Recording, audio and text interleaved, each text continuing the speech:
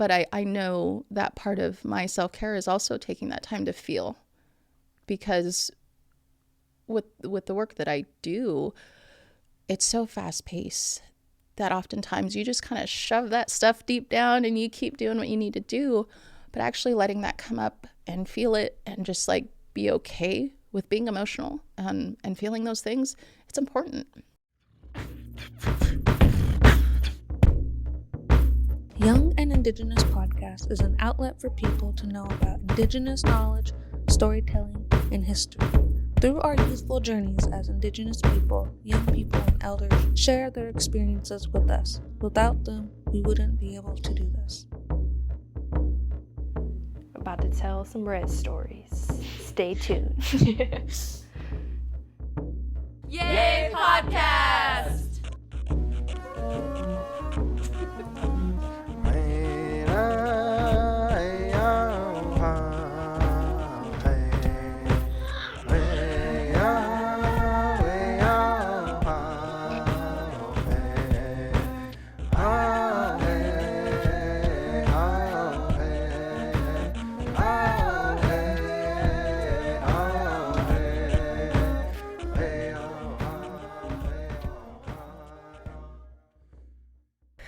Nautsiam Nishtalacha, Santana Rabang, Sanasnat, Chachlamisin. Hello, my respected people. My name is Santana Rabang, and I come from Lummi through my mother, and through my father, I come from Nooksack and First Nations Shwai Village.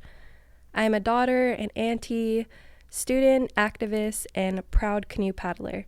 I'm so happy to be joined here today by Kayeloni Scott, who is an enrolled member of Spokane, but also descends from Nez Perce. She is the director of the Columbia and Snake River campaign, working to recover salmon populations in a free-flowing Snake River. Kayeloni is dedicated to being a voice for salmon and overall is such a strong and powerful woman. This podcast series will highlight women's leadership within grassroots movements, but most importantly, how they take care of themselves while being involved in high-level advocacy work. It's important we talk about how self-care is essential to being an advocate. While the movements we fight for are important, so is our mental health and well-being as women. So Kayeloni, thank you for being here today. Can you please introduce who you are, where you come from, and then I'd love to talk about the work you're involved in. Yeah, thank you for having me. I'm Kayeloni Scott. I currently reside in Henderson, Nevada, originally from the Northwest, born and raised in Idaho, grew up in Lewiston, Lapwai area. And a lot of my work still brings me back to the Northwest, so it's nice to have that connection. But most of my family is still in the Northwest, and so between Idaho and Washington, have a lot of relations. Nice. Thank you for being here today. I'm so happy you made it up here from quite a bit of ways. I'm sure your flight was pretty short, though, right?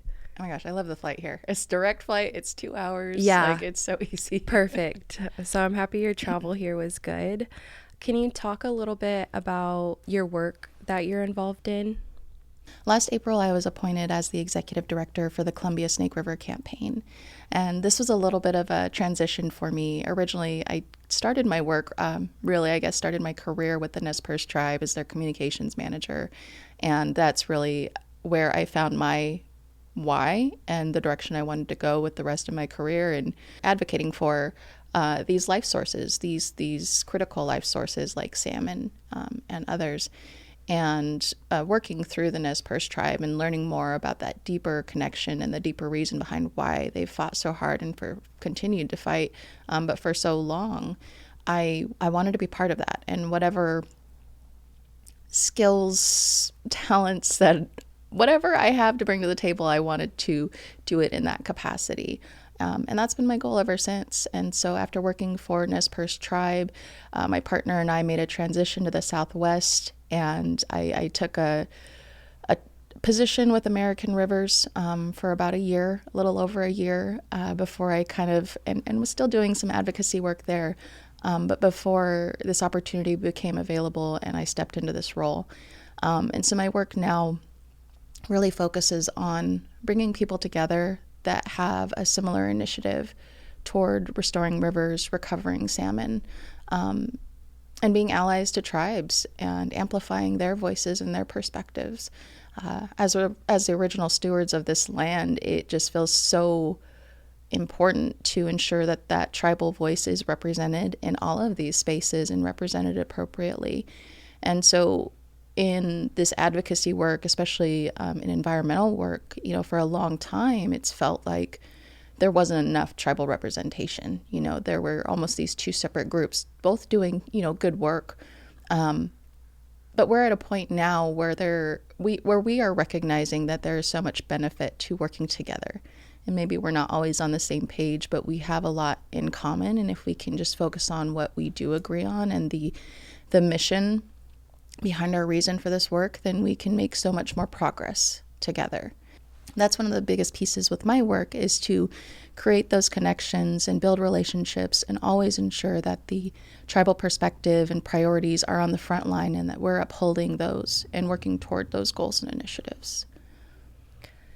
I feel like I first came across you in 2021 for our first Salmon People gathering. That's when I started the outreach, when we first hosted it on Zoom.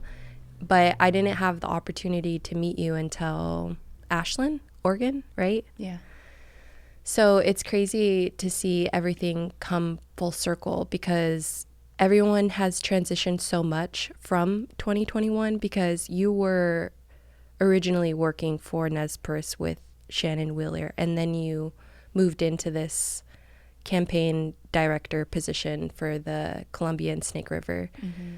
And I feel like I've just witnessed I didn't witness it firsthand, but I knew of your transition, and I've just known of your journey, as well as like all of the other women, like Amy building her nonprofit Ridges to Riffles, and Vanessa joining Ridges to Riffles now. And it just feels like everybody is on their own journey of advocacy, and it all looks different in different ways. But I feel like what I'm hearing you say is like it's all intersected in one way or another, and we have so much in common,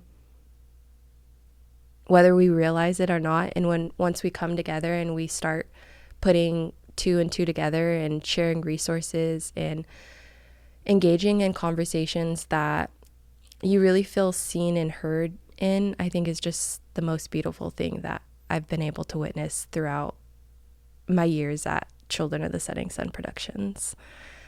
Is there a memorable event or movement or time in your life that you feel is super significant to who you are now as a woman?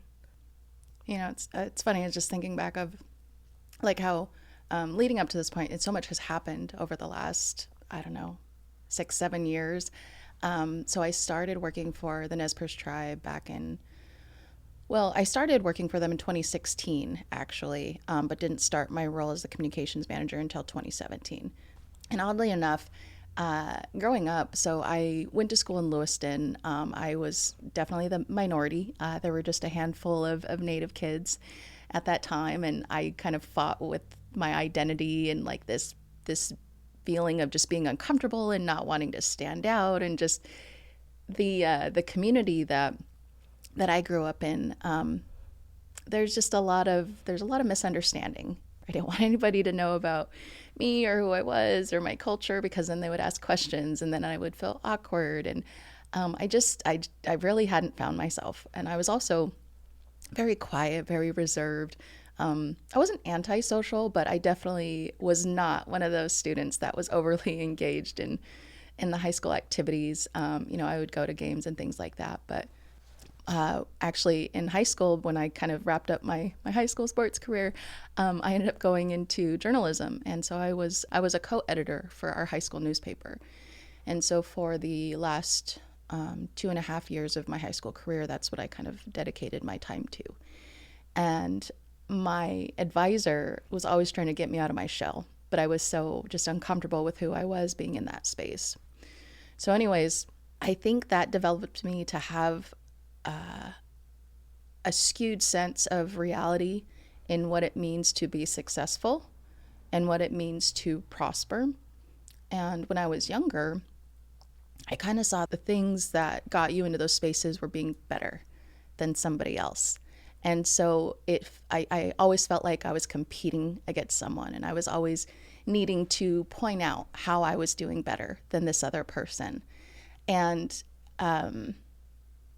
it didn't feel good, and I would leave these situations just feeling very disappointed, but I also just didn't know how else to go about it, because otherwise I continued to feel inadequate and less than.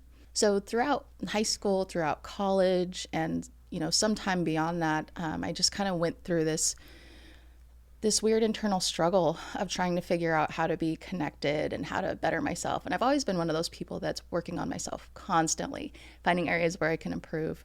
In 2016, I was actually living in Portland, Oregon, and I decided to move back home.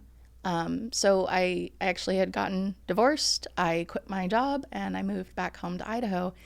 And I felt like I had taken so many steps backward as a 24-year-old. And in hindsight, I'm like, oh my gosh, I was 24. What was I worried about? But at the time, I just felt like my world was crashing. I felt like I was on this path towards success, having a career and being married and having benefits and all these things. And then here I am going back home. And I think as a kid too, like you're always, maybe not everybody, but I was excited to get out. Like I wanted to explore the world. And so, I moved, I was in a city being in Portland out of, transitioning from Lewiston. So anyways, going back home, I felt like I was in such a rut. I moved back in with my parents. I didn't have a job. I was trying to figure it out. And through that process, it was very humbling trying to find another job that I felt compared to my position I left. And what ended up happening was I took a temporary position with the Nez Perce tribe doing clerical work in their finance office. And I was organizing papers, I was stapling documents, like it was just, it was just clerical work. But it was something that would make sure I could pay for my car and cell phone and, all of those little things. Being humbled like that required me to put aside my pride and this idea of needing to be better than other people, because I had fallen behind. And realistically, I just felt like I'm nothing to show right now. I have nothing to be better with. So being in that finance office, I got to know a lot of the women, and the women in the office were older, and, most were mothers, grandmothers. I think at the time, there was one other person that was younger, and she was working the front desk. And so these women, just became my cheerleaders, and they didn't have to. It was really, it came from a place of like understanding that struggle. And when I say cheerleaders, they were cheering for me and supporting me to get back up on my feet, but then thrive and even potentially do more than what, they were happy with what success looked like for them. And so it had nothing to do with being competitive or trying to outdo somebody. And I think that was the first moment where I realized it didn't have to be that way. One of my biggest goals was finding these women that I could look up to, that I could, and professionally, right? I have a lot of women in my life, between, my mom and sisters and folks like that I've always looked up to. But in a professional sense, and wanting to become the type of person that I wanted to be, I needed to let people in and put aside any pride that I had. So from that moment, those women really helped me move along in my career. And they talked to whoever, they spoke well on my behalf, all of those things. So from that point forward, I just kind of kept moving. And through my work with the tribe, I got to meet all these amazing women. Eventually I worked for another program before I became the communications manager. And again, I think I became close with another just amazing woman, Janelle Yearout. And she has such a cool story. So she's a beautiful, strong woman. And she's a mother of, I believe, 7 now. But she's also a boss. Like she stepped into the role as the executive director for the community development financial institution that the tribe had just started. And she has grown that program into just this beast. It's amazing. And so she was one of the first women where I was like, okay, I'm taking notes. And it's funny because when I was working with her, it was just her and I at the time. And we both felt like we were just this dynamic duo and we were going to do all these things. And then the communications manager came up for the tribe. And I actually wasn't going to apply. I was very happy and very comfortable with where I was. But my cheerleaders from the finance office were like, Kayeloni, this job is made for you. You've got to apply. So I did. And I felt guilty. So I didn't tell Janelle about this job. And at the time, Shannon Wheeler, who's currently the chairman and, somebody that I'm regularly like connected to, he was on the advisory board for the fund. And he was in there talking to Janelle. And he's like, well, what are you going to do if Kayeloni gets that job? And Janelle looks at me and I was like, oh, God, Shannon. And she's like, well, I don't know. What are we talking about here? So totally spilled the beans. And so I told her, and she was so supportive. She was so excited for me, like didn't even bat an eye about the idea of me, potentially leaving. And so like, that was cool too, right? I've been in jobs where like I got reprimanded for putting in my 2 weeks, or I got reprimanded for needing a sick day. And she was never like that. So anyways, that was just another moment where I was like, okay, this is another like woman that I'm putting in my cabinet, and I go back to her all the time. So stepping into the communications manager role, it was a new position. It was a new department. I had to figure it out. And so again, you just really lean on people to try and figure it out. And I found so many people that were willing to put their pride aside and just help me try to, be the best version of myself. And so there was so much that happened in that first few years, including the pandemic, which is how we got to meet virtually through the Salmon People gathering. And I remember I didn't know what we were doing. And in fact, I actually had to reschedule my day because last minute Shannon said, you should probably sit in on this. I was like, well, what are we doing? And he's like, I don't know. He's like, you just better sit in on this. So I said, okay. I mean, it's the chairman. You change up your schedule and that happens. So it was just a few of us sitting in that room, and it was an all-day virtual event. I didn't know what it was. And I was just totally enthralled because one, my day-to-day at that point had been reading reports, typing them up to dispense to our employees about the pandemic, and like it just became the norm. So it was nice to have a break, right? And I was loving everything I was seeing on this screen, and it just felt like so many people were just doing this great work. And I was also like kind of jealous because here I am having to write these COVID reports, and you all are doing these cool like videos and interviews, and like you're meeting all these amazing people.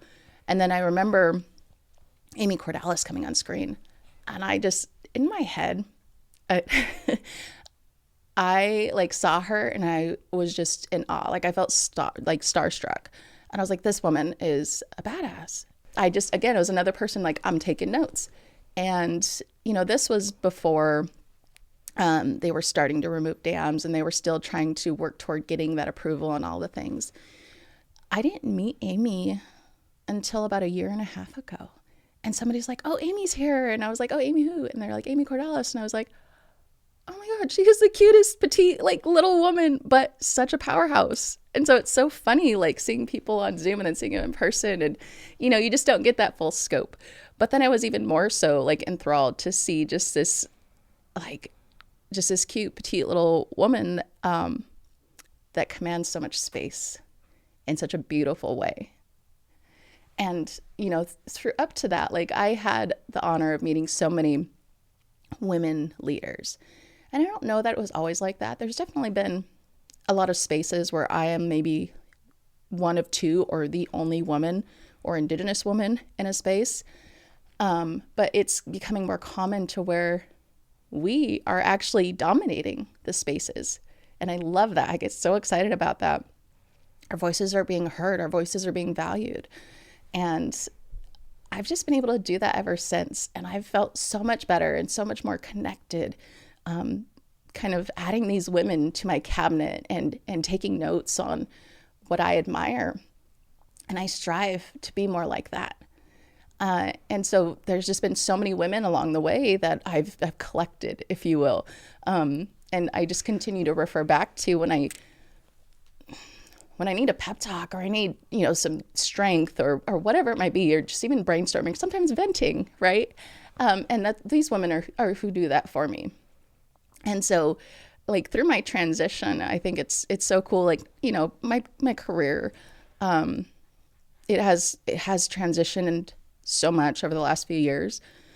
But I think in particular, building my relationships has ultimately been the foundation of my growth to be the person I need to be for the work I'm doing now. I really feel like I've been more connected as an Indigenous woman through the work that I've done at Children of the Setting Sun Productions. And that's what I feel so thankful for every single day. Is it doesn't feel like a job to me. It feels like a part of who I am. And that's what I love so much about, even the work that we do with these salmon people gatherings, because my grandma, she passed the year before I was born. And I never got to meet her, but I knew she was a fisherwoman, and my mom is a fisherwoman. But it kind of stopped at me because my mom, she just chose a different path to walk and is finding her way back to herself. So I think that kind of was lost throughout, my generation is not really getting to experience that. But all of the work that I've done with Daryl and the crew in regards to advocating on behalf of salmon, I think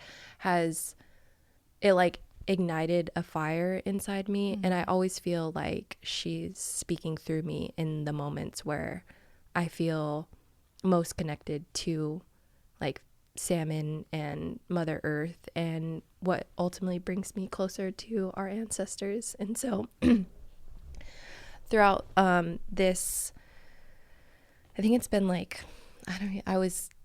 first year was in 2021, but I took a year break to go work for tribal council out in Lummi, and just realized that politics wasn't for me. Tough. It's really tough. I definitely came back to work for Daryl and was it just made me realize that this is the type of work that I want to be involved in, is really just about building community and relationships with one another. And I feel like that's what my job is creating those connections with people and amplifying their voices, and just providing them a space where they can talk about whatever their heart desires. So yeah, I know I really resonated with a lot with what you said, and I feel like all of the women that you talked about are all of the women for me, in this podcast series, and so you're one of them. And I just, thank you again for being here today.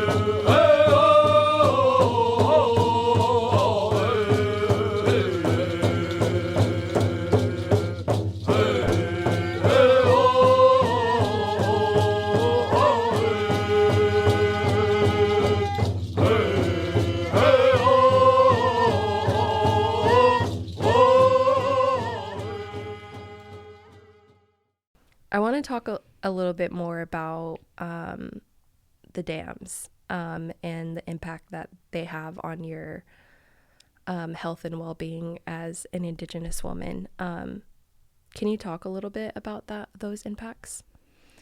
Yeah. I had known for a long time the negative impacts that dams had. I would say that my dad actually was the one that got me interested in fishing first, and my whole family loves to go fishing, and it became a regular part of our childhood.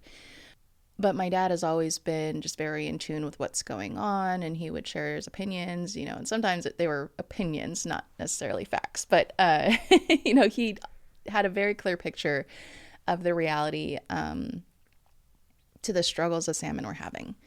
And I also knew when I started working for the Nez Perce tribe that they supported dam breaching. But that was kind of the extent of what I knew and understood. And as I got deeper into my work and was making connections, and people were, building that trust with me, and I had that credibility, and they started to share more details. In my work as the communications manager, basically whatever I was told to do or where I was told to be, I was going to do that. That was part of the job. And so similarly, when the dam breaching salmon recovery piece became, I guess, a bigger priority for the tribe, and they looped me in, I was like, okay, I'll add this to my list. This is another thing we're working on. And when Representative Simpson came out with his proposal back in 2021, the Northwest tribes got behind him and supported that. Having a Republican from Idaho spending so much time and then putting out this comprehensive proposal that supported dam breaching was unheard of. And we felt like this was such an opportunity to work together and actually work toward finding solutions. So it was at that time, I was given the direction, we need to figure out how to support this and amplify this and, get it everywhere. And so again, it was just part of the job. But it did get me starting to think about my connection to salmon. And like I said, growing up, that was part of the summers. As a family, we didn't do these big luxurious family vacations, right? We were on the river, we were camping, we were in the mountains. And that's how we spent our time. And I just remember my favorite trip as a kid was going to the South Fork of the Salmon River, and we would camp out there for a long weekend to a week, and we'd just be fishing every day, and we'd be hiking and, playing in the water, eating bologna sandwiches and whatever else. And I just have such fond memories of those times. And where we would camp, it was up on a hill, and we would have to, walk down this dirt and gravel road to where we would fish. And whenever we caught fish, we'd have to carry these, 20, 25 pound fish back up the hill. And so I remember the struggle of that too. And I just loved it. But I also remember when we stopped going. And it was ultimately because there were no salmon runs. And when there were, they were so small, and it became so competitive with people just trying to feed their families that we didn't go anymore. And so I kind of just, I don't know, we would go fishing every once in a while, but it wasn't a regular occurrence. And, then of course you grow up and you have other interests. And I finished high school and I went to college, and, everything that comes with that, trying to find myself. And so, as I started getting into this subject at work, I started kind of reflecting on these things. Well, I didn't have, at that younger age, I didn't really connect the two. I just knew oh, okay, there's not good salmon runs. This means the salmon aren't coming this year or whatever. But, in reviewing Simpson's proposal and trying to figure out next steps, we had a gathering in Pendleton, Oregon. And we invited just several tribes. And we had tribal leaders from Idaho, Montana, Washington, Oregon that all gathered in this space. And I helped organize this gathering. And all of the tribal leaders that were helping organize it just said, we don't really want an agenda. We want this to just be organic, and we want a space where people can share and, figure out how we can work together to support Representative Simpson. And so my role in that was taking notes and taking pictures. And there was this idea that maybe we would do a joint press release afterward. And so that was what I was doing. And in the meantime, all of these different tribal leaders were sharing their stories. And it became a really heartfelt space where people were getting very personal about their concerns and the realities of what they've witnessed over the last several years. And as I was taking notes, I was listening, but I was also very focused on my notes. And one of the women leaders stood up, and there were actually two of them. One was from Montana, and the other was from my tribe, actually, Spokane tribe. And both of them had spoke to being blocked nations, meaning that salmon are not getting back to their headwaters. And they haven't for years, decades, actually. And they were very emotional about it. And at the time I didn't really understand, but I remember pausing my notes because I just felt like I needed to listen and like actively listen. And when the Spokane leader was sharing her story, she had talked about how she remembered as a kid being able to go salmon fishing and going with her family. And so, of course, that resonated, right? And then she talked about, now as a tribal leader, she recognizes that she has multiple generations within her tribe that have lost their connection to salmon completely. And what does that mean? At the time, I was just like, oh yeah, they can't catch salmon. That sucks.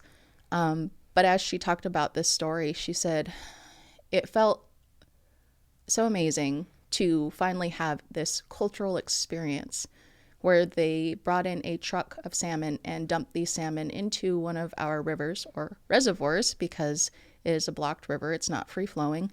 And it's pretty stagnant water. It's more like a lake. And this truck dumps the salmon into that body of water, giving us the opportunity to experience fishing.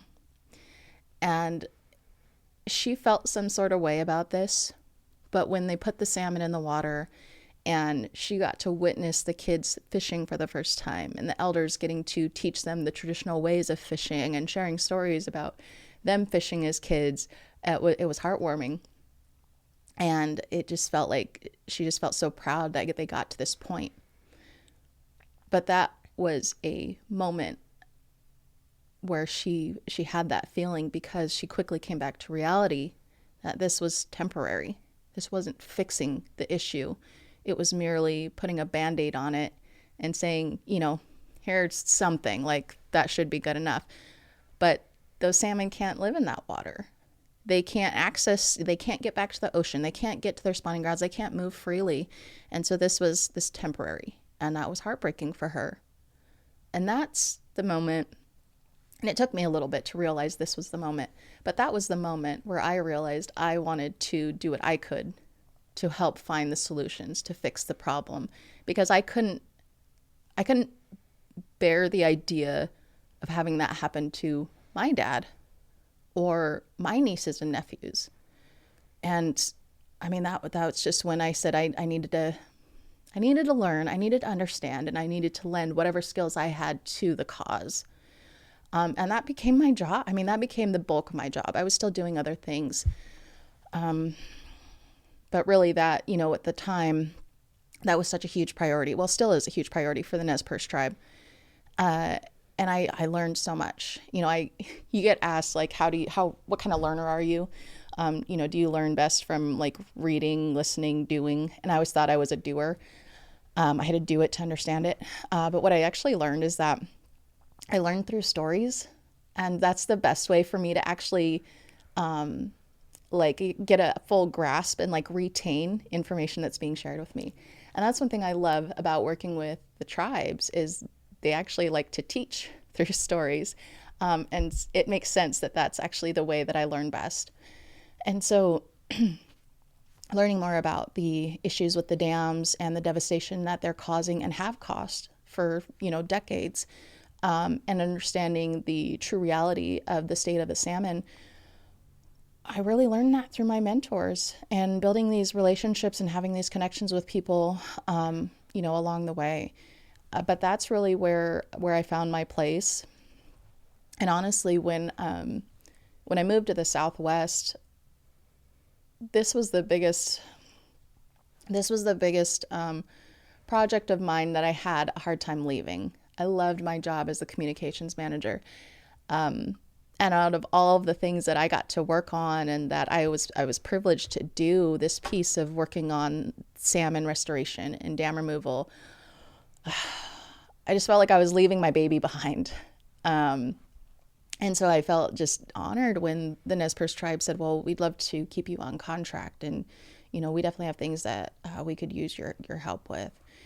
And so, I haven't been doing this work nearly as long as some people. I mean, I've talked to elders and others that, this has been their lifelong work. They've been doing it from a young age and, passed away doing it. And here I've been doing it since, 2021, basically. Me too. Right. I feel like I've grown up in this space now. But through that, just collecting the stories and really understanding, like, I know that not everybody can fully grasp, like, what it means to be connected to these life sources, between the water and the fish and everything else. And I don't expect everybody to understand, but it's real.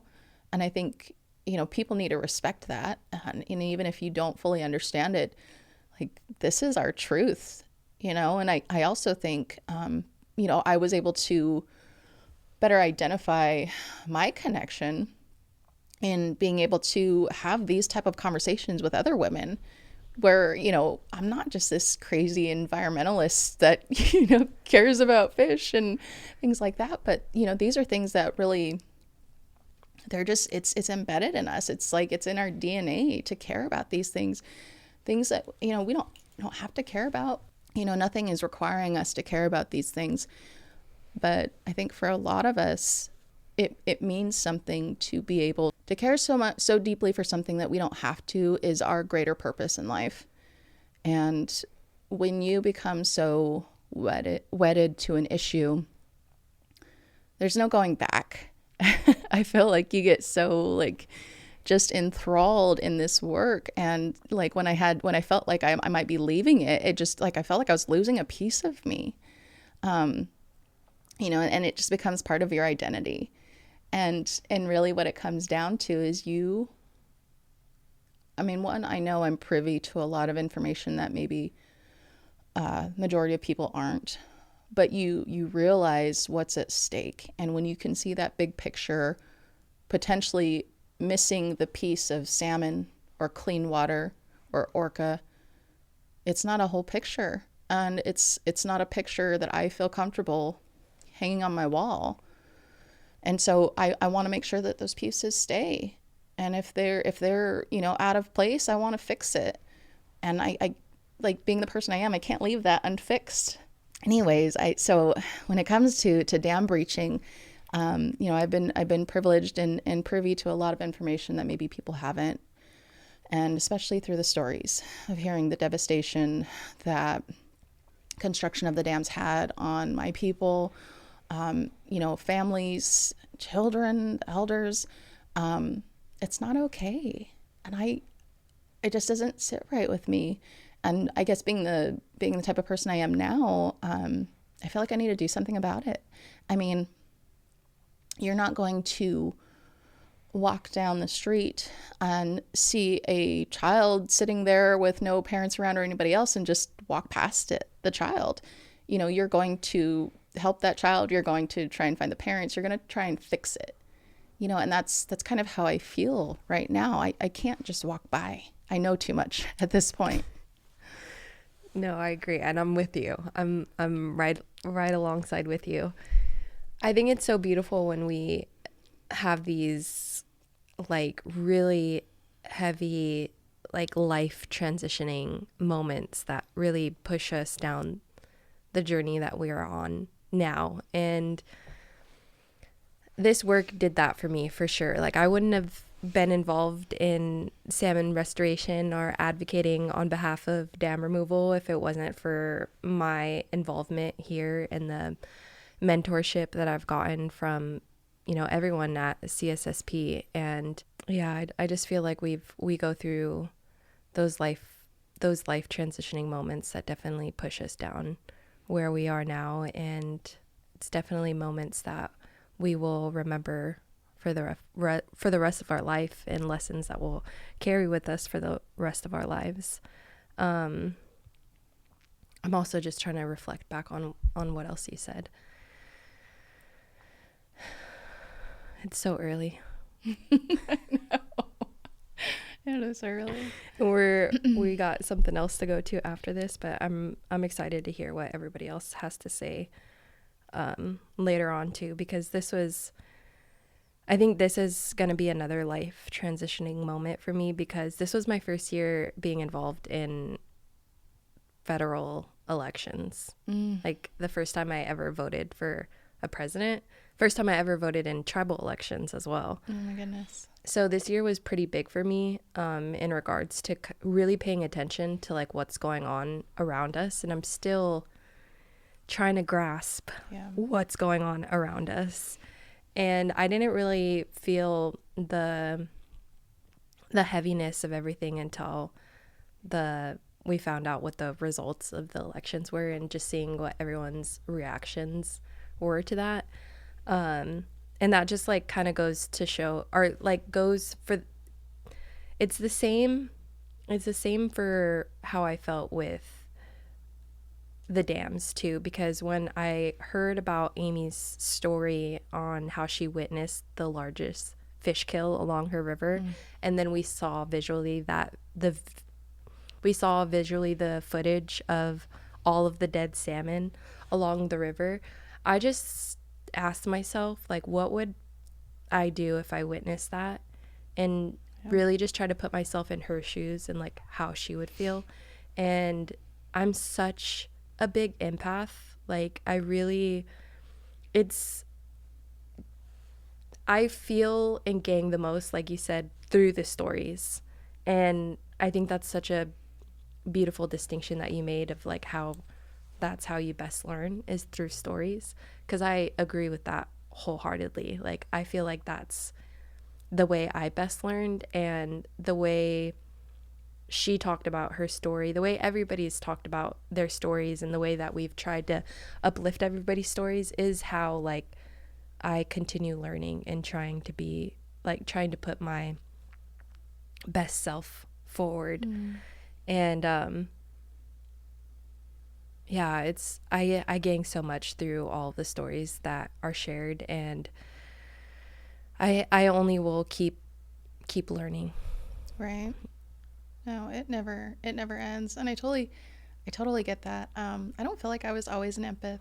And, you know, as you actually hear these stories and you actually feel the emotion behind these stories, like these aren't just, you know, stories in a storybook. Like these are lived experiences. And also, you know, with that salmon kill and seeing that footage, like I get emotional every time I see it, because it's just like, how is that even possible? Like, how did it actually get to that point where like that was allowed to happen? And, you know, actually hearing, you know, people like Amy and Molly talk about that, they still get emotional about it. Those are salmon that they can't bring back. They were completely lost. You know, and they didn't get to fulfill their life's purpose. I don't know, like, I think sometimes we detach ourselves from the ecosystem, but we're just as much a part of the ecosystem as the salmon and anything else. And so when you think about a huge kill like that, it's got to resonate with you somewhere. Like, I don't care who you are. That's not natural, you know, and I know that natural events occur and there is devastation, but that particular situation was not natural. And so especially to be in a situation where you know it could have been preventable, yet you had little to no control over it. And that's as tribal people, we've always been dealt this card, right? We're out here trying to fix these issues that we didn't create, but we know how it should be and we know what's right. And so that's why we continue to fight for these things, as much as it hurts, as hard as it is. And as you know, doing this work, we don't ever get to leave this work. We carry it with us everywhere we go, whether it's, you know, early morning, late night, weekends, holidays. It continues. And I'm constantly thinking about it. And I know, a lot of us are. It's work that we don't get to leave behind because it means too much. Hmm.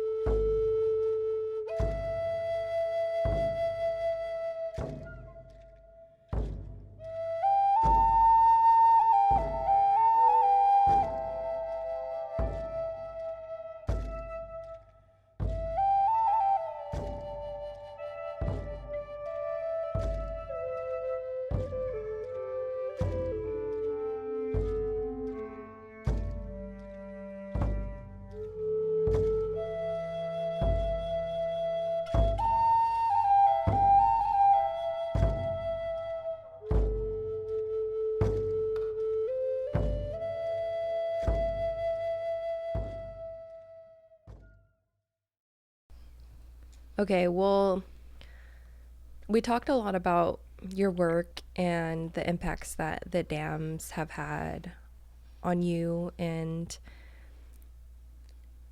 it's also everyone, right? It's very interconnected. What do you feel when you get in, because this is our life's work and we're gonna die doing this work and passing it on to the next generation. I know times we get tired or, times get heavy. Is there ways that you take care of yourself in those moments where you're experiencing heaviness? It's funny, especially when it gets hard, and like even after the election, I was like, why can't I just work a normal job where I can like do the 9 to 5 and then go home and not have to worry about it. But I know that wouldn't be fulfilling, and I would know something is missing from my life. And like I mentioned, I don't feel like I ever get to put the work down because it's just part of me. It's more than just a job. And so it's hard. It's hard to find that balance and making sure that, I had someone once told me, because I don't know, I've always been one of those people, like, I'm very flexible. Like, and if I'm needed somewhere, I'm going to do everything I can to be there and, bring whatever I have to the table. And especially working for the tribe, like I truly felt in working for the tribe, and even now that I'm doing this work on behalf of the people, like I'm trying to uplift the people in the best way I know how. And so when I am slacking or not giving it my all, like that's not to the benefit of my people. And so I always kind of have that in the back of my mind. And I remember, when things just get crazy, as they sometimes do, I had somebody tell me, like, they said, whether you take time for yourself or not, there's always going to be issues at hand that you're going to have to deal with. So you might as well make sure that you are your best version when you are facing those situations head on. And I was like, yeah, whatever. But the reality is it's true, because when I am wore down and ragged and coming to a situation, and I'm not my best version, like I am not representing my people well. I am not speaking up for the salmon correctly. And so it is important to take those steps back and make sure that I am taken care of. And I think one of the challenges, I don't know how you grew up, but growing up for me, you didn't really talk about your mental and emotional health. Even like with your physical health, it's like if I fell, my dad was like, you're not bleeding, get up, you're fine, like dust it off. And it wasn't until I was, even maybe after college, where we really started talking about the importance of mental health and actually taking care of yourself that way.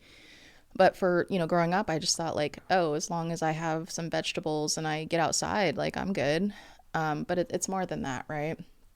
And so for me, like in my moments where I just take that time to breathe, it is getting outside, and now it's getting outside and hiking. It's spending time with my partner and my dogs. And one thing about me is I love silence. I love the quiet, and I can sit in that all day. It drives my partner crazy. He's like, he's talks loud, and he likes to talk a lot. And when I'm home, like he gets home and it's just like, there's not a TV on, there's not music. Like it's just me and my thoughts. And, those are my moments of just solitude, and I thrive in that space.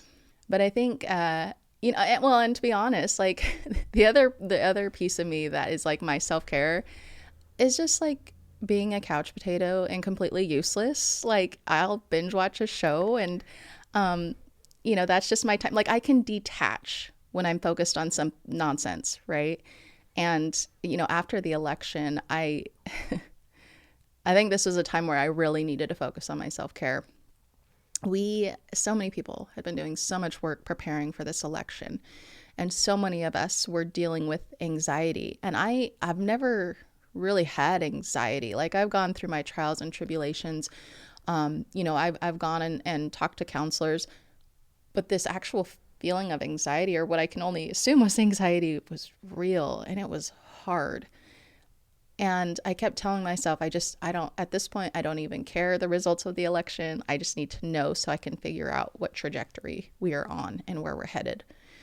And the whole day of the election, I was just anxious. I tried to just like tune into work and not focus on anything else. And then I think 3:00 hit, and I knew, it was 6:00 East Coast time, and I was like, I can't anymore. And I turned on the news. And, that was almost it for the evening. I took a break. I went to the gym. I mean, that's another thing where I feel like I kind of have my me time. But went to the gym, went to the grocery store, and it was funny because through doing all those things, I was like, God, I got to get back. I got to watch the news, right? I got these election results that I know are not going to be in that night. Like I just felt anxious. Like I needed to know. And I stayed up clear until, we lost Pennsylvania, and I was like, it's over. And so I went to bed, and I was like, maybe I'll wake up and like something will have changed. And, maybe this is just a fluke, because I couldn't, like, it didn't make sense. It didn't make any sense to me. And so I tried to sleep. I think I eventually fell asleep, but I woke up early because like I was like, okay, East Coast time, like the news is going to be on. So I woke up early, and sure enough, like it was the results were in, and this is what we had. And I immediately was like, oh, work is not going to be fun today. And I decided to lay in bed. I decided to just kind of try and work through my thoughts. But I knew I needed to get up. And in that moment, I was like, okay, like now we know, and we got to do. I know that this isn't the perfect situation, but it feels like we have even more work now. And I also felt like we had no time to waste. And so I just remember like telling myself that. I got up, I got showered, I got ready, and I started working.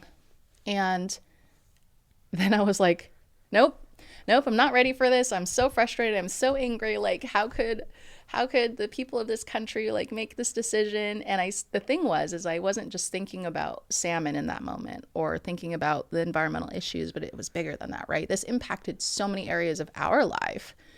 Being a woman, being Indigenous, being environmentalist, like all of these things. And I was like, I need something, but I didn't feel ready to talk to anybody about it. And so I was like, I know.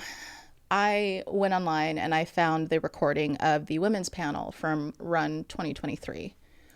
And I just remember being there in person, just feeling so inspired, listening to those women and sharing their stories and just being very vulnerable. And I needed that. And, on that panel, we had Dr. Hartwig from Nez Perce, and we had Alyssa Macy from Warm Springs, and we had Carol Evans from Spokane, and 3 women, again, in my cabinet that I just wholeheartedly admire. And I watched the segment, and I picked out my pieces that were going to get me through the day, right? And one of them was from Alyssa. And she said, we can't spend too much of our emotional energy on things out of our control. And I was like, okay, Alyssa, I hear you. Like, I got to keep moving forward. Anyway, there are a couple other pieces. And I was like, okay, these are the bits. These are like the cookies I'm going to take with me. And so I just moved forward in the day, and there were several moments. And the other thing was, it was so beautiful. I had so many people just reach out and just check in.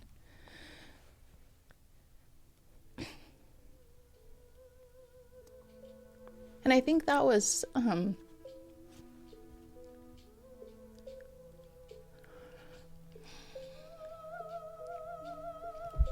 think that meant so much, because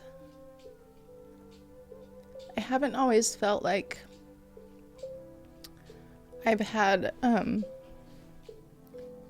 like I've always had friends, I've always had family, like my mom has always been like my biggest support and cheerleader.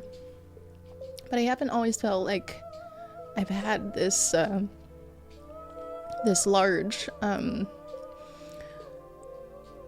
don't know, like group of friends, right? Or people that just get me. So even like feeling the way I was and trying to express my feelings to my partner, it's just not the same. But when I had all these women that I admire reaching out and just checking in, just seeing how I was feeling and being able to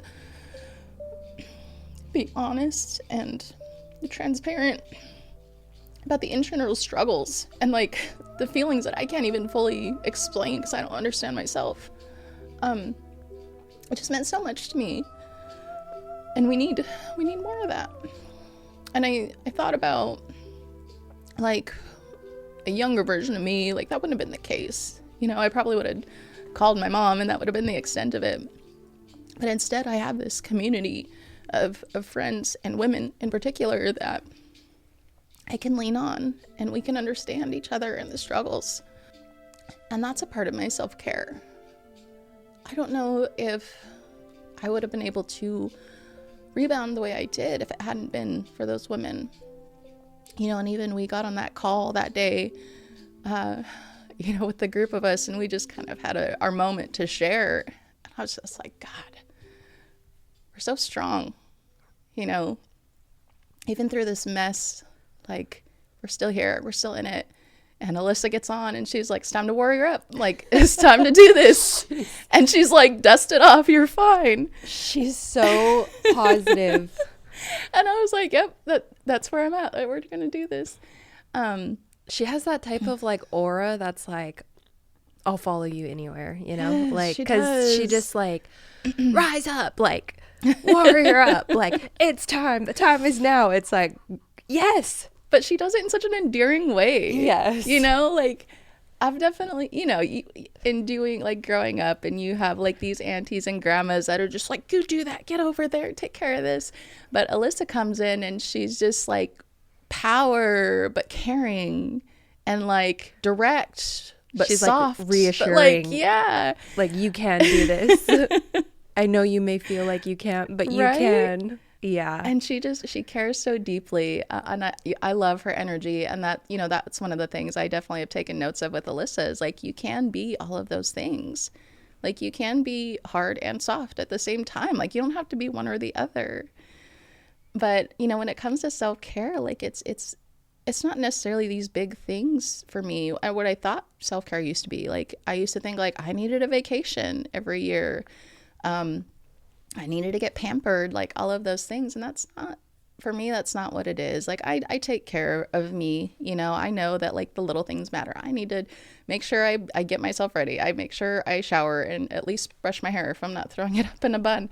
But I also know, like, my peace comes from being outside, like being active, having my community, having my moments to just binge something. You know, after the election, I was like, I need something. I ended up binge watching Schitt's Creek, which I don't know if you've ever watched it, but it's ridiculous, but it's like such a wholesome show, and it's just, they're funny, and like that kind of, I don't know, I took my mind off of things, right? And so those little things help me just kind of keep moving along. I think those are like the biggest things. I do try to make the most of my time when I'm not on my laptop or on my phone, whether that is, going on hikes or traveling, going to sporting events or shows.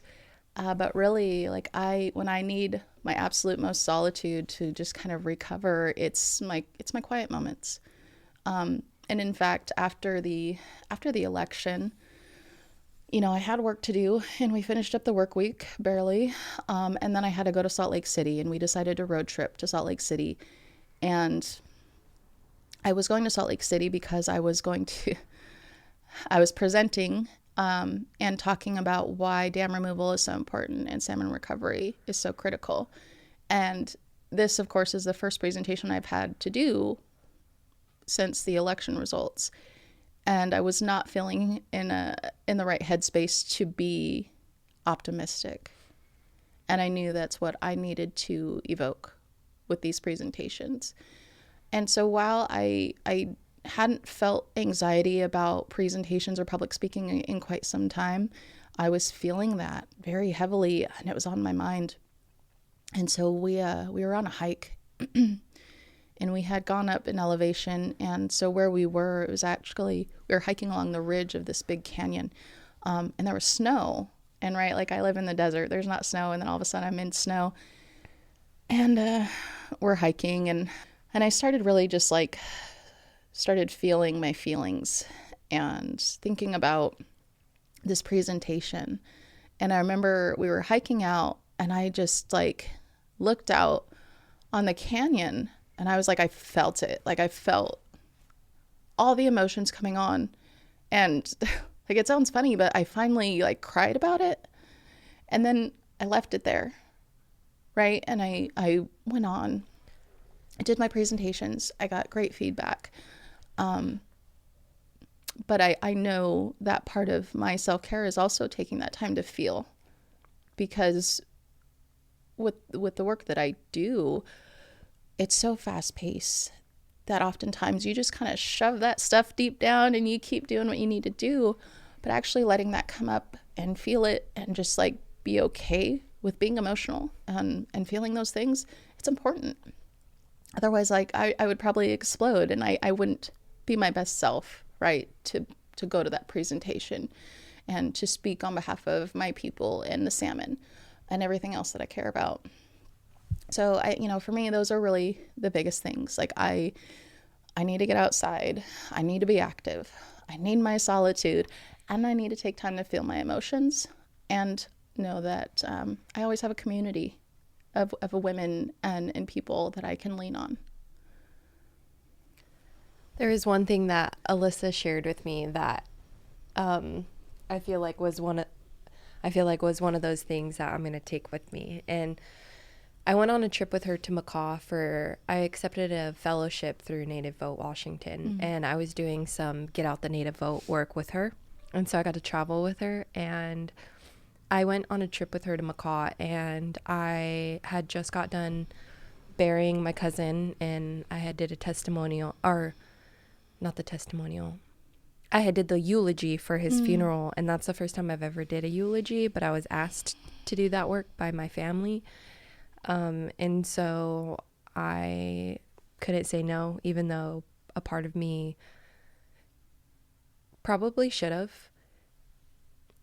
But when I went to Macaw, I was just very irritated, agitated, annoyed, couldn't really even be in the moment of the work that we were doing. And after I came back, I reflected on that, and I felt really bad to where I went to Alyssa's house and I was like, can I talk with you, because I didn't show up my best self on that trip.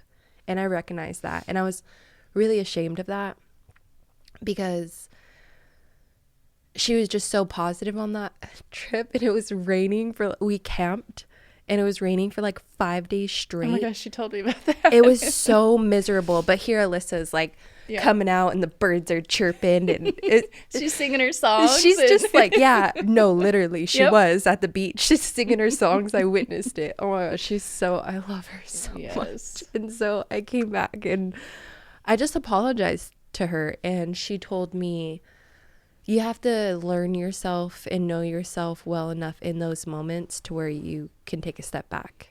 And I didn't do that. And now I'm like actively practicing that ever since she shared that with me, because it's so true. Like, I know when I'm not feeling my best self because I'm not motivated or passionate or inspired, you know, and there's a huge difference in like my morale.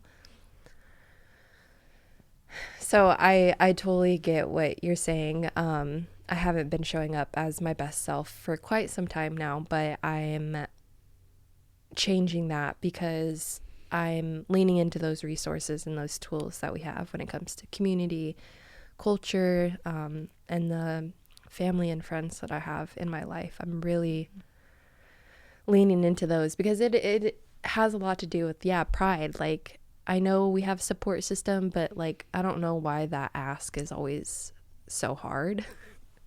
And I'm really just like stepping out of my comfort zone because, you know, we all have similar feelings, and I think it's important when we're able to talk about it, because then something resonates with one another, and then we're able to really not feel alone in those times. Well, and I think like part of that too is we're not all in the same timeline. You know, I was watching this, it was a TikTok, and sometimes I go on TikTok just to find some inspiration, right? Like, I just need some random person to like give me some words of hope. Get out of the bed. Exactly. Those type, I've come across those. You're just like, what? Okay. Yeah. And this one lady, she was just like, you know what? She's like, we're warriors. She's like, you might need your time to cry and feel and do all of the things, but at the end of the day, we're warriors, and you got to get back up because we got things to do. And I've talked to so many, especially women, since this election, who just have a lot of valid concerns and fears. And, it takes time. You know, it's not going to happen overnight for everybody to heal and get back to this place where they can be their best selves. But, you know, I had a laugh. I was on a webinar with Chairman Wheeler from Nez Perce last week. And he's great with analogies. Like, he can just pull them out of his pocket at any moment. And he said, I know a lot of people are struggling with this election. He goes, and I kind of think about, like, you're on a hike, or, you're walking around and you got this backpack and it's just heavy. And it's so heavy and you can't walk as fast and you struggle through it. He goes, put that bag down. You don't need it. Just put it down, leave it there and keep going. And, I heard him. And, again, like, I've always been brought up of like, you're fine, get up, dust it off. Like when you see a kid fall and you like wait to see if he's going to cry before you like, because you don't want them to. And I feel like that's how a lot of people, especially in tribal communities, like, we just like, we got stuff to do. And after I said that, I was like, Shannon, I agree. Like, we got to put that backpack down. I said, and I'll tell you, like, I put my backpack down really quick, but I've gone to check on it and make sure it's still there several times. And he just kind of laughed. I said, but you're right. We've got to put it down. And I had one of my friends that was watching text me, and she was like, I'm carrying that backpack right now. And I said, well, maybe you don't put it all down at once. Maybe you take out a piece at a time and just make the load lighter along your way. I said, eventually it won't be as heavy as it is right now. That's powerful. Yeah, because you can't, that's like saying that you could just put down intergenerational trauma at like any time, and kind of bypassing all of the work that it takes to really put that work down. I wish, right? Like, just throw it and keep moving. Right? I know. As easy as that may sound, there's definitely, a lot of work that goes into putting it down, because sometimes we don't even know what we're carrying, right? Sometimes, I feel very heavy, and maybe there's one thing I can pinpoint, but it could be a culmination of things of what's making me feel that way, you know? Well, as we're coming to an end for our episode, and, we talked a lot about, the work that you do in advocacy and campaign work and community organizing, and how you take care of yourself when you're feeling any heaviness. Is there any last words that you want to share in regards to that, or any advice you may want to share to any young Indigenous women? I think a couple things. When I was younger, unlike I talked about, I kind of had this struggle with my identity and who I was. But I felt like success meant I had to leave the reservation. I had to go away. Like I had to, like you weren't successful if you stayed and worked for your tribe, right? Like there was this sense of me that was like, I gotta go, otherwise I'm a failure type of mentality. And that's not true. And I hate that I had to go through the struggle to learn that. And there are a lot of challenges to working for your tribe and serving your tribe. And anybody that's done that work understands. It's a small community and everybody knows everybody and a lot of people are related. But when times get tough, your tribe is there. And we always talk about how, like, whenever there's a tragedy or a death, like, that's when we see the biggest turnout of our community. And not everybody has that. Not everybody has a tribe that's going to be there for you when you're going through that struggle. As tribal people, like when we have a death, almost immediately you have people showing up with food, right? And that's just who we are. And so as I got back into working for the tribe, I just felt like I found myself, and I just kind of rediscovered my people and how much I value them and the value that they bring to my life. And so, I think one thing I'll say is just working for your people, serving your people. You can't measure the amount of value that comes with that. There's so much to be said about somebody that chooses to stay home and serve their tribe and be part of the community. It's hard work, but it's so rewarding. And so, I do think it's good to go out and get experiences. There's also, like, I'm so proud of these young tribal members that come back and share those skills and that knowledge, or are doing work that supports, these tribal initiatives. I've met several tribal members now that work from other parts of the country, still advocating for salmon in the Northwest. And I think that's so powerful. The other thing I'll say is it's important to step out of your comfort zone. And I've had to do that so much. Like I mentioned, when I was younger, I was pretty quiet and reserved. And I remember the day where I finally felt like I overcame that was when my high school journalism advisor emailed me. I don't even know how I got my email, but he was like, never in my lifetime would I have thought you would be in communications. He was like, I'm so impressed. But again, that took me stepping out of my comfort zone and just trying and working on me and trying to do better, like always. And yes, celebrate the wins and pat yourself on the back. But stepping out of your comfort zone and taking those risks is so important. And that, sometimes it's hard to, like, I always admired my friends and my colleagues that just knew what they wanted to do with their life, right? Like they wanted to be a doctor, they wanted to be an attorney. And I'm like, what do I want to do? And I just couldn't figure it out. But that's okay. Like, take life and just like roll with it and see what comes up. And then the last thing I'll just share, my mom has always been like my biggest champion. And as she's really gotten into her work, she's also had to be in some tough spaces where, oftentimes she's the only Native woman at the table.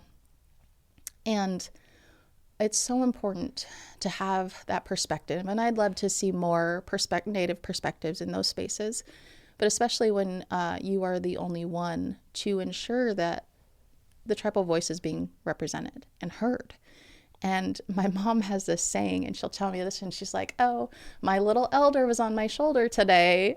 And her little elder is the one that's telling her, you need to say something, you need to tell them this. And she'll speak out, and it's taken her time to get to that level to where she's comfortable, and she still struggles with it. She'll even you have the devil and the angel on your shoulders, and she's like, oh, I don't want to say it. And then she'll be like, but the elder was like, no, they need to know, and so she'll speak up. And that's always been so inspiring to me, that if I have to be the only voice in the room, so be it.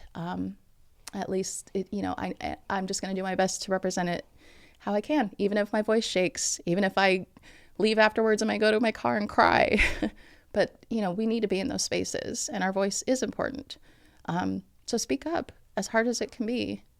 Yes, I couldn't agree more. I made a promise to myself a long time ago that I would never allow myself, because I was silenced throughout my life in certain experiences that I've been through.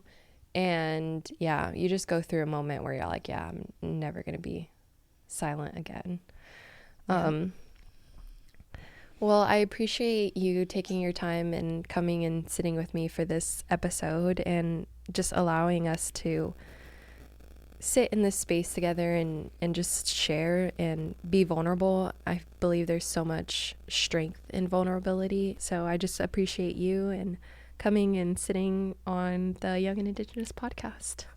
Thank you. I'm so stoked. I mean, talking about this women's initiative, and I just think about the warriors that these women are, just so inspiring. And even I feel like I know that we only met in person not too long ago, but also I feel like we're growing up together in this space, and working toward building this community that we all need, and that is really going to just keep pushing us forward, and it's going to grow, and it's just beautiful. And I love that we can just embrace each other and understand we're all here for one another, and it's not a competition, and we get it, and it's hard, and we're going to move through it together. And I just thank you for being that person, for being a connector. I've long admired Children of the Setting Sun for always being ready and at the table, and just having this energetic young staff ready to tackle whatever issues we have, and be a strong partner. And I really think that's created such a strong foundation of community that we've all needed. So it's such a privilege to actually become part of this family. So I thank you all. I love being here. Yes, you definitely are a part of our family, and we love you so much. Haishka for tuning in to another episode of Young and Indigenous Podcast. This episode was produced by Haley Rapata, Santana Rabang, and Ellie Smith. Original music by West Shore Canoe Family, Smackia, Nichols, Tanya Teton, Julie Lewis, and Spokane.